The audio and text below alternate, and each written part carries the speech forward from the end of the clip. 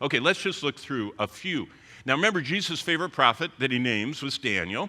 And when Matthew 24, he's the only prophet he names, and says, do you remember what Daniel said? Well, if you go back, what did Daniel say? Here's one thing Daniel said. The angel is talking to Daniel and says, but you, Daniel, shut up the words. Remember, this is the end of his 12 chapters. Seal the book until the time of the end. Okay, angel, what's the time of the end? Well, many are going to run to and fro, and knowledge shall increase. That's fascinating. That the angel, from the presence of God, who, when he's up there with God, can see everything happening, like God shows us in Revelation. The angel says, God wants you to know, the way you know it's the time of the end is two characteristics. Well, let's just talk about how this global explosion of travel has gone on. 3,000 years ago, Jonah, like Jonah and the whale, got on a boat not very different from the boat Paul got on 2,000 years ago to do all of his missionary journeys, which actually was following the same engineering as the boat that 500 plus years ago Columbus got on to go look for the New World, which, by the way, Ben Franklin, during the Revolutionary War, got on a very similar wind-powered boat to sail across to France, trying to get the French to help us against the British. Do you remember all that from Revolutionary War history? But then 150 plus years ago, the steam engine was invented. Before that, humans could only travel at the speed of wind in a sailboat, at the speed of paddling, in whatever boat you were in, at the speed of horse, whether it's sitting on it or being pulled by it, or the speed of foot. So wind, paddle, horse or foot. That's how fast you could go. It's very limited.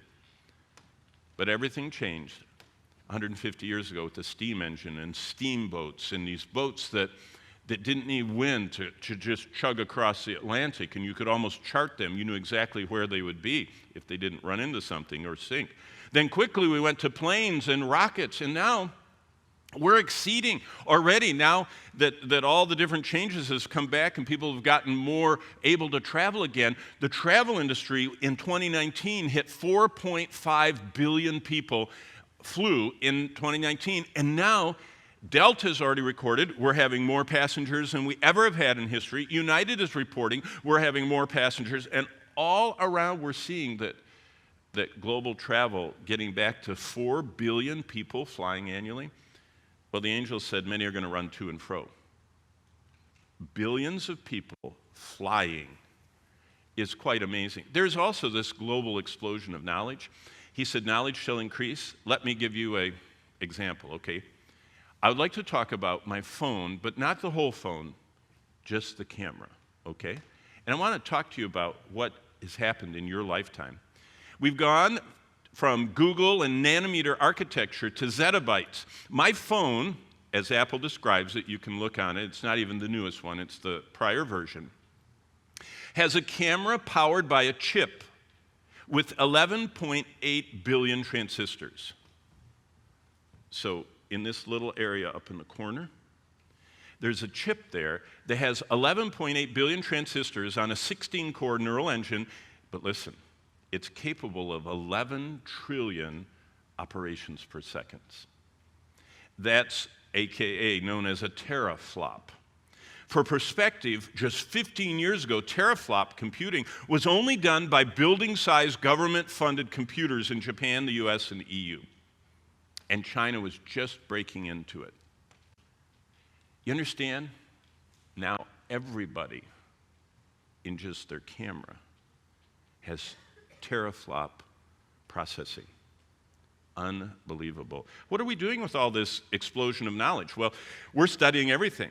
I mean, they just studied plastics, okay? And they found out that when they go to the virgin snowfields at the top of the highest mountain ridges, whether it's the Andes or whether it's the Himalayas or whether it's the Rockies, do you know what they're finding? Plastic, microplastics are up there. In fact, 7 weeks ago, a doctor made history. He took a syringe. He was doing a blood draw, and the first time ever, a doctor with a needle doing a blood draw out of someone's vein got microplastics from the bloodstream that went into his blood sample. That means the person had ingested, either through breathing or through eating, microplastics, and they had made it, and what they said is they hadn't gotten stuck in any of the spots that they should have gotten stuck in, and filtered out, and they were actually running around in the bloodstream. Unbelievable. How would we even know that? We're in this unprecedented time when the sum of all global knowledge, the Gutenberg Project, a while back, Google went into all the major libraries of the world and brought their big cart in and just rapidly scanned every book in every library that would allow them to. And now they're all online. And you have Logos. I have Logos. When I was a pastor functioning in my study, I had 7,200 books in my library that sat and looked at me as I studied, and I would go and run and pull them off. When I became a missionary, a group of people bought the electronic version of all 7,200 of my books and put them in my pocket. So now I can sit on the plane and look at 7,000 plus, however more I want to buy from Logos books. Knowledge has exploded.